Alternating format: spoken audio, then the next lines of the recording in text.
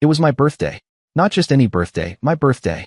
You know, the one day that's supposed to be about cake, mildly forced smiles, and pretending you didn't notice people forgot to bring a gift.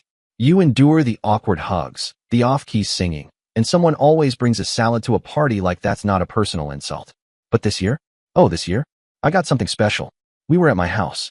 Brianna walked up to me with a bright, syrupy smile on her face, the kind she only used when she was either drunk or about to ruin my life. She handed me a box. Wrapped. Ribbon and everything. Open it, she said sweetly, practically bouncing on her heels. You're gonna love it. I peeled back the wrapping paper, still trying to act like a good sport for the crowd that had conveniently formed a semicircle around us like this was a reality show. I opened the lid of the box, and there they were. Divorce papers. Crisp. White. Legal. The best part? She'd used a metallic gold binder clip. Festive. Happy birthday, loser, Brianna said with a wink, sipping from her champagne flute like this was just another Wednesday. Surprise. For a second, nobody said anything. Then, like they'd rehearsed it, her mother Vivian started clapping. 1, 2, 3, slow clap. You've never truly felt shame until someone slow claps your divorce on your birthday in your own living room. Then came Bailey, her sister. Finally, she whispered, loud enough for me to hear. I thought we were going to have to drag it out till Valentine's Day. I turned my head slightly, because apparently, I enjoy emotional masochism, and watched as the rest of the room joined in like it was choreographed. The living room erupted in celebration. I half expected a confetti cannon to go off. Vivian didn't even try to hide her glee. You two were never right for each other anyway, she said with a hand over her heart like this was a eulogy, not a divorce announcement. Oh, I knew and now I agreed. Her father, Roman, nodded approvingly. The man who once asked me if I knew how to use a power drill, like that was the defining skill of a good husband. And then Josiah, her brother, the walking protein shake, actually raised his coffee mug in a toast. Even her teenage nephew smirked from the corner. Kid hadn't looked up from his phone all morning, but now? Now he was suddenly emotionally invested in my personal destruction. And you know what the kicker is? I knew this was coming. 2 months ago, I was grabbing my laptop, and noticed she hadn't cleared her browser tabs. Rookie mistake. There it was, staring at me like a flashing neon sign from hell. How to get everything in divorce without looking like the bad spouse. Classy. She'd also been siphoning off our joint account, spending money on sketchy online gambling sites and extravagant gifts for her family. I checked one receipt. Bailey got an espresso machine that costs more than our washer. Meanwhile, I'd been wondering why we suddenly had insufficient funds for new tires. I didn't say anything then. I waited, smiled, played dumb, like a patient, vengeful Labrador. Meanwhile, my lawyer had already drawn up everything. The prenup was airtight. I had printouts, I had dates, I had screenshots. And now here I was, standing with her divorce papers in my hand, while everyone else clapped like I'd just been voted off the island. This wasn't spontaneous. This was planned, orchestrated. She told them exactly what she was going to do, and they'd all agreed to be here to witness my humiliation. Brianna stood there with her arms crossed, one eyebrow arched like she was auditioning for the role of smug ex-wife number 3 in some low-budget soap opera. She was waiting for the breakdown, the scene, the dramatic meltdown where I'd yell something tragic and throw a chair through a window or collapse to my knees sobbing into a throw pillow. She wanted drama. She wanted to give her family more ammunition, another story to toss around at brunch while they dissected my flaws between mimosas and self-congratulations. But I didn't give her that. I folded the papers neatly, like a polite little birthday card from hell, and slipped them into my back pocket. Interesting timing, I said, my voice steady as ever. My birthday and all. Real original. Were Halloween or my dental cleaning already booked? Don't make this harder than it needs to be, Brianna replied, waving a hand like she was just too busy for emotional nuance. We both know this marriage is over. I'm just being honest about it. Bailey snorted so hard, she nearly aspirated her rose. Honest, she said, grinning at me like I was a toddler who'd just discovered gravity. She's been planning this for weeks. We all have.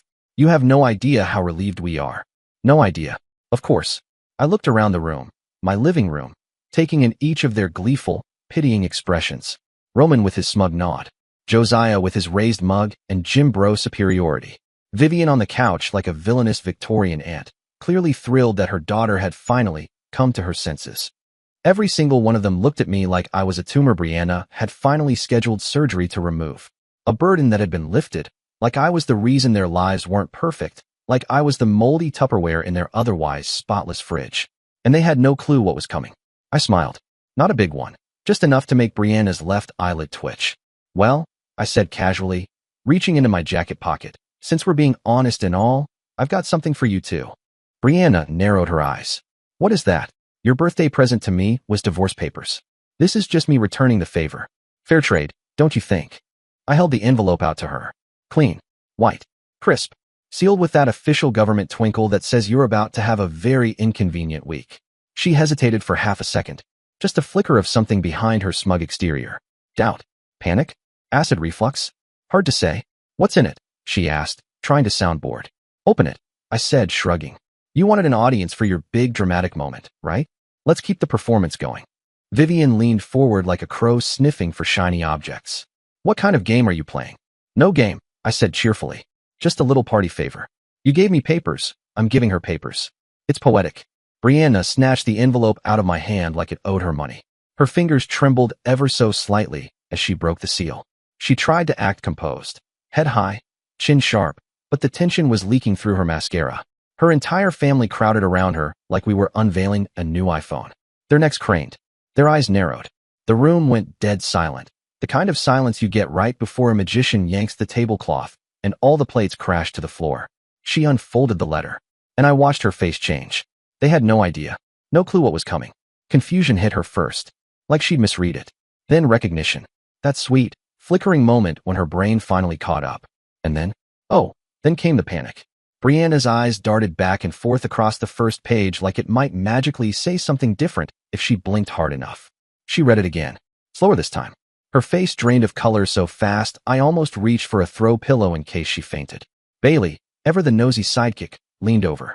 What is it? She asked, craning her neck like we were all just flipping through old vacation photos. Brianna didn't answer. Her hands were trembling now, the paper crinkling slightly at the corners. She looked up at me, eyes wide, mascara threatening to stage a full retreat. That was the look of a woman who had just realized she'd brought a kazoo to a sniper fight. Go ahead, I said, calm as ever, gesturing to the paper. Read it out loud.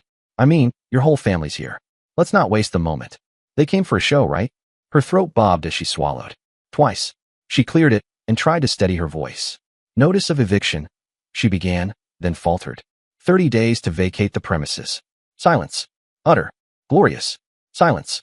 Vivian's smug little expression collapsed like a flan in the sun. Bailey stopped mid-laugh, her jaw hanging open like she was trying to catch flies.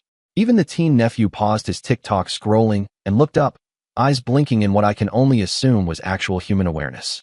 Roman, previously chill as a cucumber, suddenly found his serious voice. What does that mean? He asked, eyes narrowing like he just realized the script had been rewritten. Brianna kept reading, her voice shrinking with each syllable. Failure to comply with lease termination, legal action will be pursued. All personal belongings must be removed. Vivian looked between us, squinting like she was trying to solve a magic trick. I don't understand, she said. What lease? You two own that house. I smiled. I mean, really smiled. The kind that makes people uncomfortable. Actually, I said no. I own that house. Bought it 2 years before we got married. Never added her name to the deed. Funny how that works, huh? And there it was. The moment. The exact second they realized the walls weren't as solid as they thought. That everything they'd pre-celebrated, their smug little coup, had just backfired so hard it might need a chiropractor.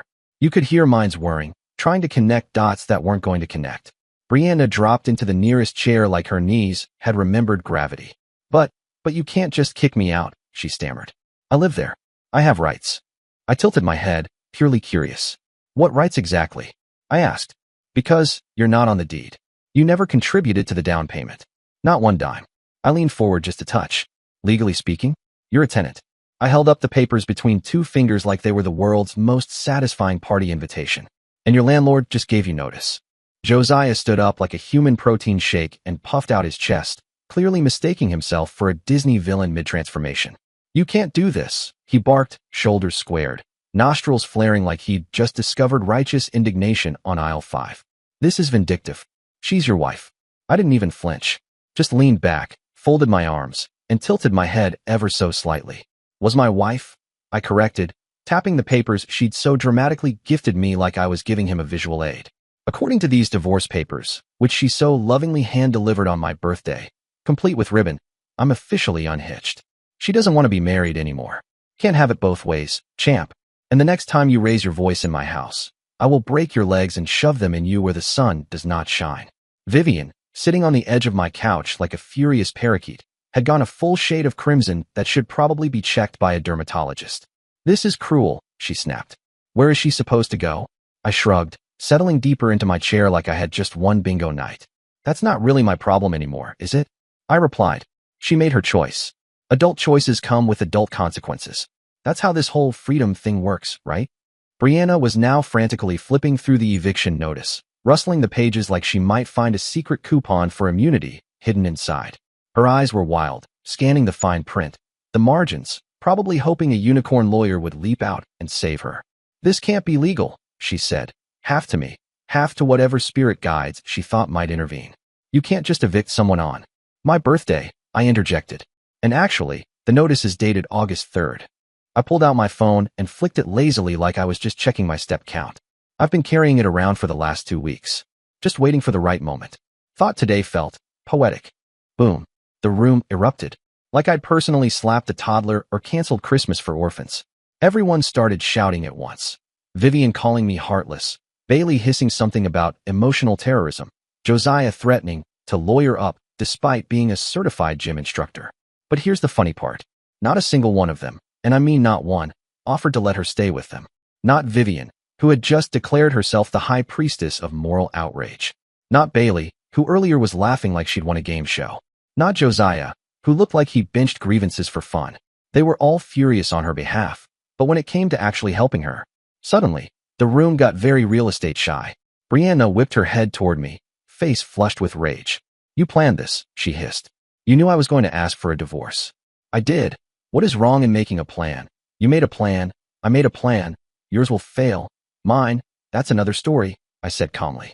You see, it's hard to miss the signs when someone stops coming home 3 nights a week and starts guarding their phone like it's got launch codes. Starts stealing from your joint account. Bailey's jaw dropped so fast I thought it might dislocate. You've been planning to kick her out for weeks? She gasped. I've been planning to protect myself, I corrected, leaning forward with just the right amount of smug. There's a difference. See, I learned something important about your sister over the past few months. She's really good at making plans that benefit her. What she's not so good at, considering consequences. She assumes the world's just gonna bend around whatever she wants, like a yoga instructor with a god complex.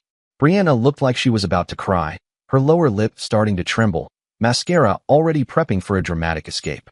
But I wasn't done yet. This family had spent years treating me like I wasn't good enough for their little princess. Like I was some off-brand suitor who showed up at the castle gates with a used Honda and a Costco membership. They never said it out loud, of course. Well, Vivian came pretty close during that one Thanksgiving after 2 glasses of boxed Chardonnay, but it was always there. The judgment. The thinly veiled disappointment that Brianna hadn't landed some hotshot surgeon or tech billionaire, or at least someone with a 6-pack and a yacht. But now it was time for them to see who their princess really was. Brianna jumped up from the chair like the floor had caught fire, sending the eviction papers fluttering to the ground like sad little legal butterflies. This is insane, she snapped. I helped pay for that house. I've been making payments too. Really? I pulled out my phone like I was checking the weather, casually opening my banking app. That's interesting. Why don't you show me? Better yet, show your whole family. Let's all have a peek. Point to exactly which payments you've made. Maybe you can hand these secret receipts when the judge asks you for the evidences? She froze. And I mean froze. Like a student who just got called on in class and realized she studied the wrong chapter and forgot to wear pants. I glanced around the room. Her family was watching her now, faces expectant, lips pressed in tight little lines. Just waiting for the gotcha moment where she pulled out receipts and threw them in my smug face. But no receipts came. No bank statements. No proud defense. Just silence. The kind of silence that screams guilt even louder than shouting would. The house is mine, I continued, strolling back toward my chair like a man giving a TED talk. Property taxes? My account. Home insurance? My account. Utilities? Guess whose name's on those bills? That's right, me. Even the groceries come out of my checking account. So, please, enlighten us. Which payments have you been making? Gaslighting? Emotional sabotage? Amazon Prime memberships under Brie from the block? Vivian, to no one's surprise, came stomping forward, voice full of righteous fury and motherly delusion. She contributes in other ways, she snapped. She takes care of the house. She cooks. She hasn't cooked a meal in 8 months, I interrupted. Unless we're counting the time she boiled pasta and forgot the sauce. And the only thing she cleans is her own makeup off the bathroom counter, and only if it smudges onto her serums. Brianna's face turned tomato red. Not soft pink. Not blush. I mean full heirloom tomato. Now you're making me sound like some kind of freeloader, she snapped. No. Actually, I am going to prove that you are a freeloader, I said, lifting my hands. But so far, as per the law, you have some rights here. I reached into my other pocket and pulled out another crisp document, like a magician revealing the next trick in a very painful magic show. That's why I had my lawyer draw up this handy little summary. Her father's eyes narrowed like he was trying to read through my skull. What lawyer? Oh, the one I hired 6 weeks ago. I replied cheerfully, unfolding the paper. Right after I found the credit card statements your daughter swore didn't exist, the ones she accidentally left in the glove box of my car. And just like that, the color drained from Brianna's face again. She was running out of complexions. What credit card statements? She asked, eyes darting like a Roomba on cocaine. I didn't even blink. The ones for the cards you opened in your maiden name. The ones with $45,000 in debt I knew nothing about. The ones you've been making minimum payments on while telling me we needed to cut back.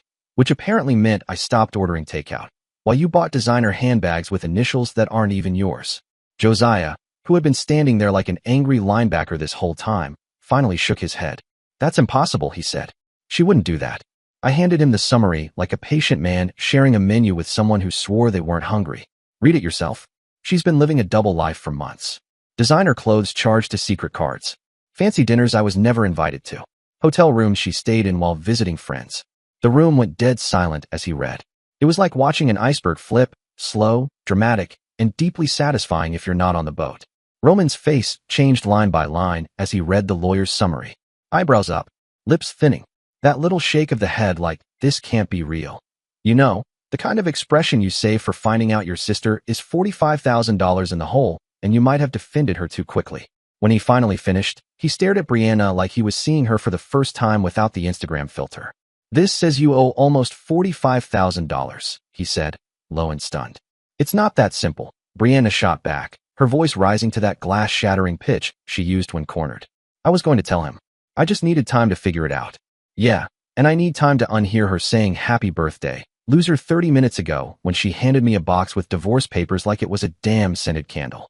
Vivian, queen of denial and Christmas villain energy, yanked the paper from Roman's hands and started reading. Her face went through all 5 stages of grief in about 10 seconds. Denial, anger, bargaining. What the hell is a Hilton weekend spa package? And finally, acceptance with a pinch of Botox surprise. Spa treatments, a weekend at the Hilton? Vivian said, blinking hard. You needed those things? I was stressed. Brianna shrieked, shifting into full toddler meltdown mode. The marriage was falling apart. I deserved to treat myself. With money you didn't have, Roman snapped, his tone now glacial. Money that you hid from your husband. I leaned back on the arm of my chair, crossing my legs like a smug villain at the end of a Netflix docuseries. It was my birthday, after all. I deserved a little spectacle. 5 minutes ago, these people were practically passing around party hats to celebrate my impending singlehood. And now? Now they were staring at Brianna like she'd just announced she ran a cult on weekends. I gave them a theatrical shrug. The best part. I said, grinning. According to the law, since we're married, I'm technically responsible for her debts. Gasps. Actual gasps. It was like a live-action soap opera, but with worse lighting. But since she's the one filing for divorce, I continued, and since she opened these accounts in secret, Tada, my lawyer thinks we've got a solid case for fraud. Brianna's eyes went full anime wide. Fraud? She echoed, like I'd accused her of war crimes. Financial fraud against a spouse, I said, nodding helpfully. It's a real thing. Look it up. I'd link you to the site, but I assume you've maxed out your data watching hotel room spa vlogs. I stood up and straightened my jacket like I was about to drop the mic at a TED Talk titled Why You Don't Mess with a Guy on His Birthday. So here's what's going to happen, I said calmly. You've got 30 days to move out of my house. You've got 90 days to figure out how you're going to pay back the money you stole. And you've got until the divorce is final to decide whether you want to handle this quietly or whether you want me to press charges. Dead silence. Not even a fork scraping a plate. The golden child had just dropped her halo, and everyone was standing around pretending they weren't stepping on it. Vivian, ever the maternal martyr, finally spoke. Now wait just a minute. You're being unreasonable. Marriages have problems, but you don't just throw someone out on the street. I turned to her slowly and grinned. Throw someone out. I chuckled. She threw herself out the moment she decided to file for divorce. Then I shrugged, already walking toward the door. I'm just making it official. Roman stepped forward, doing his best impression of a patriarch trying to salvage a sinking ship with duct tape and dad voice. Look, you're both upset, he said, raising his hands like I was holding a weapon and not just my dignity. Why don't you take some time to cool down and work this out like adults? I blinked at him. We tried that approach, Roman, I said flatly.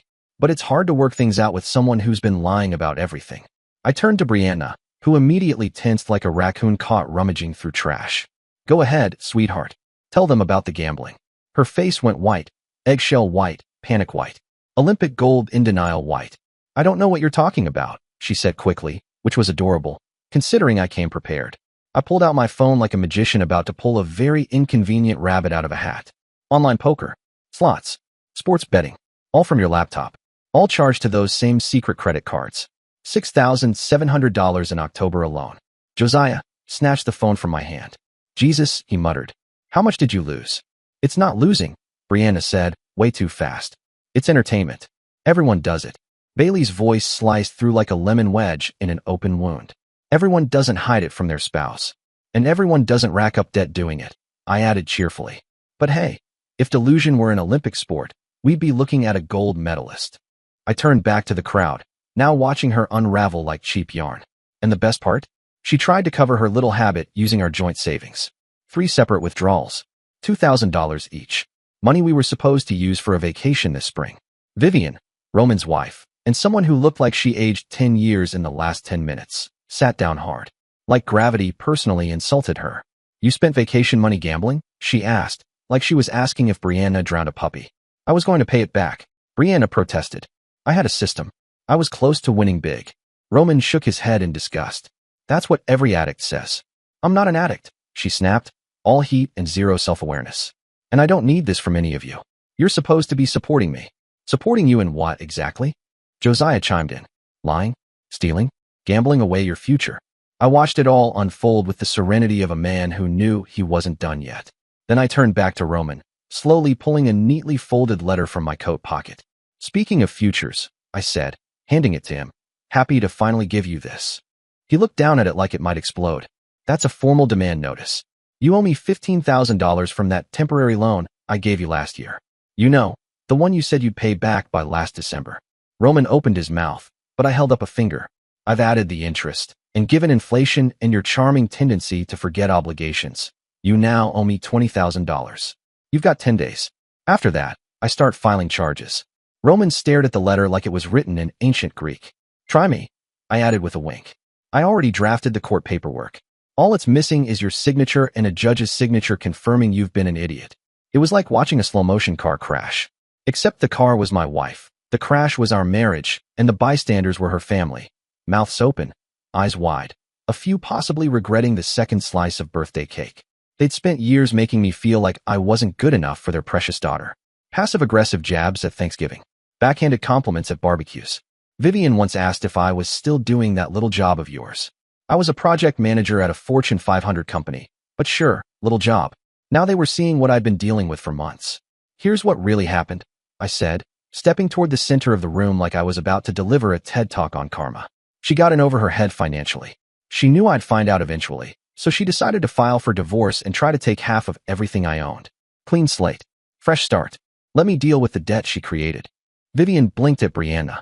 Is that true? Silence. Long, painful silence. The kind that fills up a room like smoke. And in that silence, I swear I heard a distant balloon deflating. But it backfired, I continued cheerfully. Because she never bothered to check who actually owned what. She assumed because we were married, she had rights to everything. She assumed I'd just roll over and give her whatever she wanted. I shrugged. She assumed wrong. Bailey, bless her morally flexible heart, was shaking her head. This is insane. How do we not know about any of this? Because she's good at lying, I said simply. Really good. I mean, Academy Award level. Meryl Streep meets Wall Street. I turned slightly to Brianna, who was now crying. Not the sad kind. Not the oops I gambled away our vacation kind. No, these were rage tears. The kind people cry right before flipping a table. You planned this whole thing, she hissed. I protected myself, I corrected. Big difference. You made your choices. I just made sure I wouldn't go down with your ship. That got a chuckle out of Roman. He looked at me with something that might have been, God help us, respect. How long have you known about the debt? He asked, voice low, as if that made this less awkward. 6 weeks, I said. About the gambling? Also 6 weeks. About the divorce papers? I suspected for 2, but I wanted to see how far she'd go. I glanced around at the stunned faces. Turns out, pretty far. The room fell silent again. Dead silent. Like someone had pressed pause on a very uncomfortable reality show. Her family was processing the fact that their celebration had turned into a nightmare. My birthday. Her reckoning. She finally got it. Brianna slumped back into the chair like someone who just realized their parachute was actually a backpack full of bricks. For the first time all evening, the smug look was gone, replaced with something dangerously close to humility. Maybe even regret. Wait, she said, her voice soft now, pleading. Can we talk about this privately? Maybe we can work something out. I blinked at her like she'd just asked if I wanted to renew my subscription to Betrayal. Work what out exactly? I said, crossing my arms. You handed me divorce papers in a box like it was a damn birthday present. In front of your entire family. You made this public. So let's keep it public. Cue the awkward shuffle. Vivian, ever the maternal peace negotiator, looked around like she was searching for the undo button on her daughter's life choices. Maybe you could stay with us for a while, honey, she offered tentatively. Just until you figure things out. The silence that followed could have swallowed the whole room.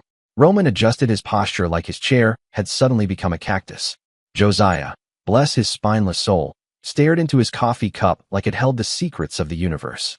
Bailey found something deeply fascinating about the carpet. And then Roman, Mr. Steely-eyed intimidation himself, cleared his throat and delivered the first line of his career that didn't come with a side of judgment. Our guest room is being renovated, he said slowly. And with your mother's back problems, we can't really handle the extra stress right now. Brianna's mouth dropped open like she'd just been slapped with a fish. Are you serious? I'm your daughter. You're also a grown woman who made some very poor decisions, Vivian said gently, which is mom code for, you done screwed up and my husband won't let me pamper you anymore. Bailey piped in, bless her practical little soul. We don't have room either. The baby's crib is in the spare bedroom and, well, with my husband's work schedule.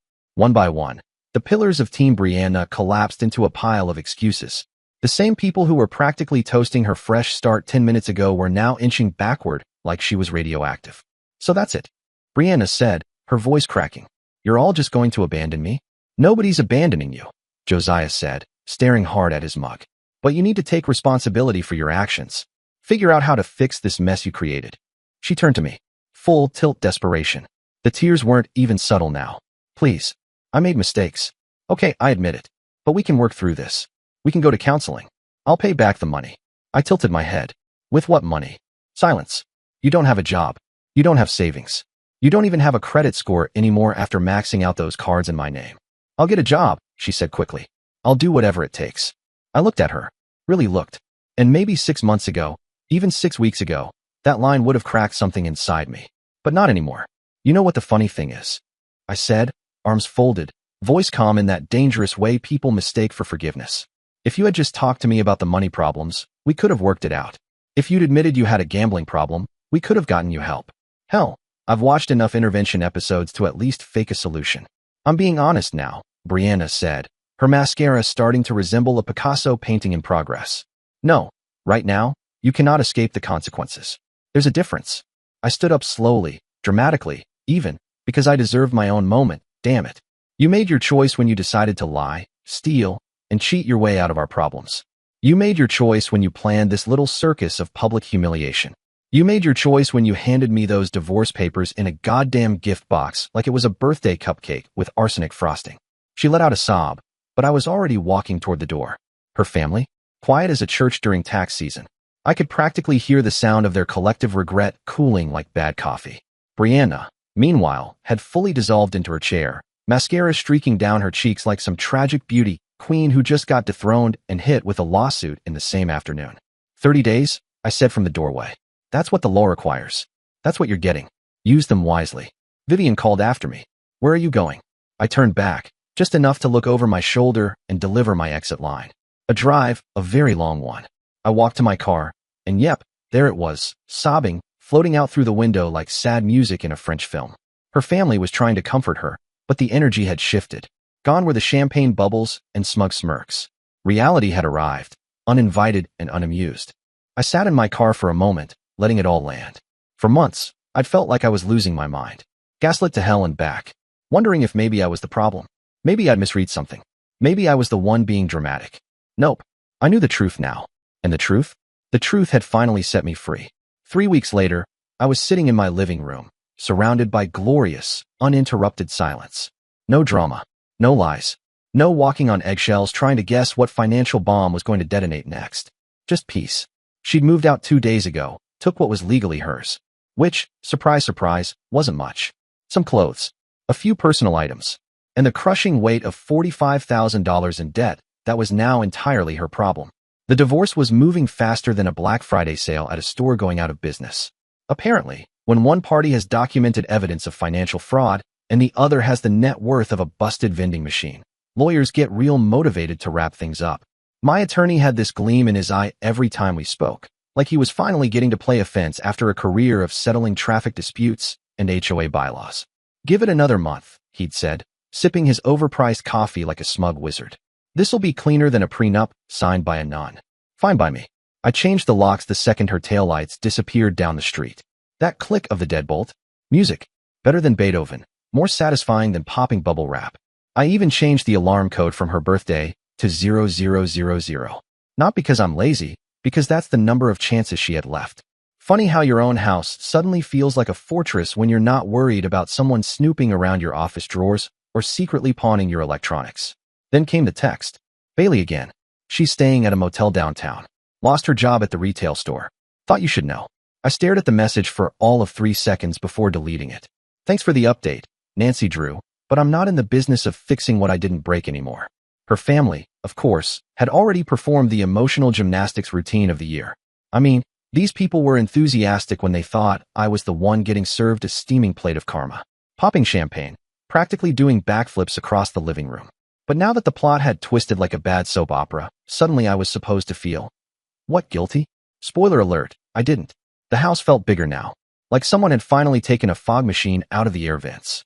I moved the furniture around, gave the place a deep clean, and tossed everything that had her stench of deceit on it.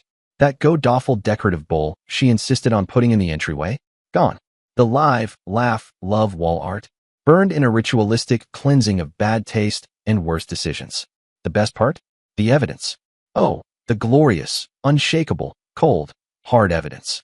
Those credit card statements I'd found stuffed in her jewelry box like a squirrel hoarding nuts for winter, now filed neatly in my lawyer's arsenal. The gambling apps she thought she deleted from her laptop, recovered by a forensic specialist with the enthusiasm of a kid on a treasure hunt. Everything's documented. My lawyer told me over the phone yesterday. She tried to file a motion contesting the eviction, claimed you abandoned her without support. I actually laughed, loud enough that my neighbor's cat ran off my porch. So what happened? I asked, wiping a tear from my eye. The judge reviewed the evidence, took one look at the file, and dismissed the motion, he said. Financial fraud against a spouse combined with filing for divorce meant she had no grounds to claim abandonment. A fact I now knew far too intimately, courtesy of my very expensive lawyer. I walked into the kitchen and opened the refrigerator. It actually had food in it now. Like, real food. Bread that wasn't artisanal and weirdly damp. Eggs that didn't expire 2 weeks ago. Leftovers that weren't $38 salads in biodegradable cartons. Amazing how much grocery money you save when you're not unknowingly funding someone's gambling addiction and weekly spa emergencies. Also amazing, Roman, her father, the same man who'd clapped when I got served divorce papers on my own birthday, wired me the $20,000 she stole. No apology, of course. Just a curt, 2-word message, clearing debt. I guess shame has a Venmo limit. Then the doorbell rang. I sighed, already knowing who it was. The kind of sigh you do when the Wi-Fi goes out during your favorite show or your neighbor's kid kicks a ball at your window again. Pure, tired annoyance. I looked through the window and saw her standing on the porch, looking smaller than I remembered. Literally and metaphorically. No heels, no mascara magic, just her. Plain, tired, lost. I opened the door but didn't move aside. I need to talk to you, she said. We're divorced in 3 weeks. Whatever you need to say, your lawyer can say it to my lawyer. I don't have a lawyer anymore, she admitted, tucking a strand of hair behind her ear like that would soften the blow. I can't afford one. That's unfortunate, I said. But not my problem. I'm sleeping in my car, she said quietly, like it was my job to gasp or something. I blinked. You're 32 years old with a college degree. Figure it out. Starbucks is hiring. She stared at me like she was seeing a stranger. Like I'd morphed overnight into someone cruel and unfeeling. What happened to you? She asked. You used to care about people. I still care about people, I replied. I just learned the difference between people who deserve my care and people who exploit it. That one landed. She stood there, stunned for a minute. Maybe hoping I'd change my mind. Maybe waiting for the old me to crawl out from behind the new front door and offer her a warm blanket and forgiveness. But that version of me, he died somewhere between finding her gambling logs in the cloud backup and realizing my wife had been planning my public humiliation with the precision of a Bond villain. The man I married wouldn't have done this, she finally said. And the woman I married wouldn't have needed me to. I replied and shut the door. Click. Deadbolt. Peace. I stood there for a second, watching through the narrow window as she walked back to her car. She sat behind the wheel, probably crying, probably hoping I'd come after her. I didn't. I finally started sleeping through the night. No suspicious 2 a.m. bathroom trips. No hiding bank statements. No stomach-sinking notifications from Chase or Capital One. My biggest problem now was choosing between oat milk and almond milk at the store. I could live with that. I joined a gym. Got back into cooking real meals, not just eating pre-packaged bitterness and silent resentment. I even bought a stupid little basil plant that now sits on the windowsill like a living metaphor for recovery. And then, one Saturday morning, I met June. She worked at the bookstore downtown, the kind of place with mismatched chairs, too many cats, and jazz that played softly even when no one was listening. She recommended a novel I didn't think I'd like, and somehow that turned into coffee, then dinner, then waking up next to someone who didn't make me question my own reality. June didn't come with drama, or a secret second phone, or a talent for lying with a smile. She came with honesty, a laugh that could end wars, and an impressive talent for fixing old furniture. One night, over wine and her weird homemade popcorn with chili powder, I told her the whole story. About the marriage, the betrayal, the judge ruling. She didn't flinch. She just said, "You really went through it, huh?" And then, "Good thing you're not stuck in that chapter anymore." She was right. That chapter was over. Now, I wake up in a house that feels like mine. There are no secrets, no drama, no shame hiding in the email trash folder. Sometimes I even catch myself smiling for no reason. Freedom, it turns out, looks a lot like peace. And peace, I've learned, isn't loud or flashy. It's quiet, warm, earned, and I'll never trade it again. Dear listeners, please share your thoughts in the comments section below and don't forget to like, share, and subscribe.